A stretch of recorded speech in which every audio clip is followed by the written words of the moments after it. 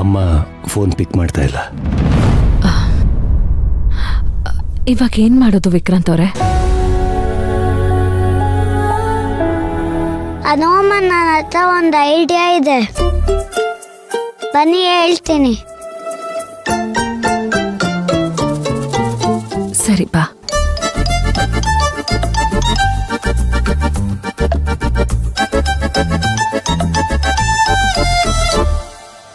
ಮಗು ಪಾಪ ಪಲ್ಲವಿನ ಎಷ್ಟು ಹಚ್ಕೊಂಡ್ಬಿಟ್ಟಿದೆ. ಸುಮ್ನೆ ದೊಡ್ಡೋರ್ ಜಗಳ ಮಾಡಿ ಮಕ್ಕಳ ಮನಸ್ಸಿಗೆ ನೋವು ಮಾಡ್ತೀರಾ? ಅದಕ್ಕೆ ಅಲ್ವಾ ಅಜ್ಜಿ, ಮುಂಚೆ ಏನೇ ಆಗಿದ್ರು ಅದನ್ನೆಲ್ಲ ಮರೆತು ಇಲ್ಲಿವರೆಗೂ ಬಂದಿರೋದು.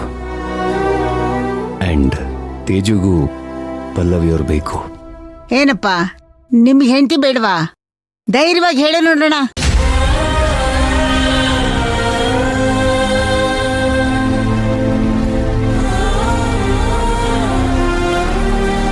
ವಿಕ್ರಾಂತ್, ಎಲ್ಲ ಸರಿ ಹೋಗುತ್ತೆ, ತಲೆ ಕೆಡಿಸ್ಕೊಬೇಡಪ್ಪ. ನಿನ್ನೆವರೆಗೂ ಕಿತ್ತಾಡ್ತಿದ್ದವರು ಇವತ್ತು ತೇಜುವಿಂದ ಒಂದಾಗಿದ್ದೀರಾ. ನಾಳೆ ಇನ್ನೂ ಒಳ್ಳೇದಾಗತ್ತೆ, ಸ್ವಲ್ಪ ತಾಳ್ಮೆ ತಗೋಬೇಕಷ್ಟೇ.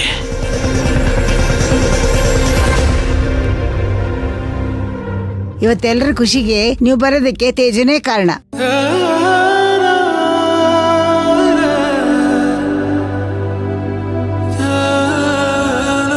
ತೇಜು ತೇಜು ತೇಜು ಎಲ್ಲ ಇವನಿಂದಾನೇ ಹಾಳಾಗ್ತಾ ಇರೋದು. ನನಗ್ ಬರ್ತಾ ಇರೋ ಕೋಪಕ್ಕೆ ಇವರಿಬ್ರು ಇಲ್ಲೇ ಶೂಟ್ ಮಾಡ್ಬಿಡ್ಲಾ ಅಂತ ಅನಿಸ್ತಾ ಇದೆ.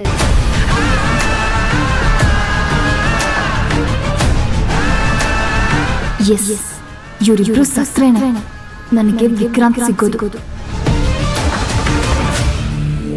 ತೇಜು, ನಿನ್ಗಿಷ್ಟ ಅಂತ ನಾನು ಏನೇನ್ ತಿಂಡಿ ಮಾಡಿದ್ದೀನಿ ಗೊತ್ತಾ? ಕ್ಯಾರೆಟ್ ಹಲ್ವಾ ಹಾಕೊಡ್ಲಾ, ತಿಂತೀಯಾ? ಬೇಡ. ಬೇಡ್ವಾ? ಸರಿ, ನಿನಗ್ ಪುಳಿಯೋಗ್ರೆ ಇಷ್ಟ ಅಲ್ವಾ? ಪುಳಿಯೋಗ್ರೆ ಹಾಕೊಡ್ಲಾ, ತಿಂತೀಯಾ? ಬೇಡ. ಅದೇನು ಏನ್ ಕೇಳಿದ್ರು ಬೇಡ ಬೇಡ ಅಂತಿದ್ಯಲ್ಲ, ಮತ್ತಿನ್ನೇನ್ ಬೇಕು ನಿನ್ಗೆ? ನಂಗೇನು ಬೇಡ, ನಾನು ನಿಮ್ ಜೊತೆ ಮಾತಾಡ್ಬೇಕು. ಏನ್ ಮಾತಾಡ್ಬೇಕು? ನಾನು ನಿಮ್ ಜೊತೆ ಮಾತಾಡ್ಬೇಕು ಅಂದೆ. ಸರಿ ಬಾ. ಅಬ್ಬಾ, ಅದೇನು ಅಂತ ಹೇಳು. ಅಮ್ಮ, ಅದು ಹ್ಯಾಪಿ ಬರ್ತ್ಡೇ ತೇಜು. ಥ್ಯಾಂಕ್ಸ್ ಕಣೆ. ಅಮ್ಮ, ನನ್ನ ಕೂರ್ಸು.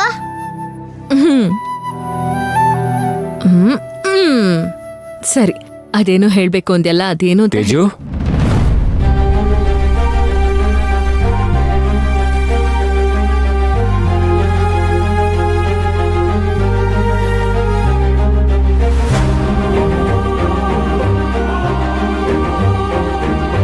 ತೇಜು, ಎಲ್ರೂ ಕರೀತಾ ಇದ್ದಾರೆ, ಬಾ. ನಾನು ಬರಲ್ಲ, ನಾನು ಅಮ್ಮನ ಜೊತೆ ಇರ್ತೀನಿ.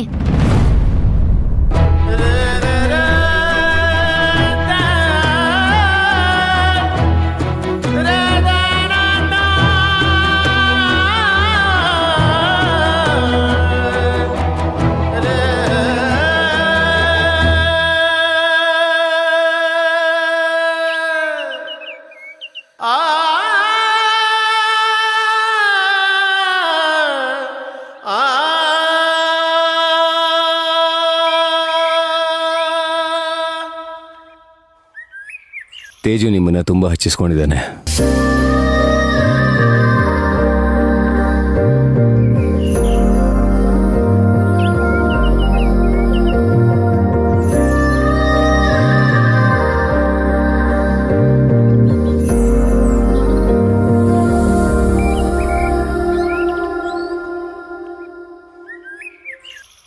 ನಾನು ತೇಜುನ ತುಂಬಾ ಹಚ್ಕೊಂಡಿದ್ದೀನಿ,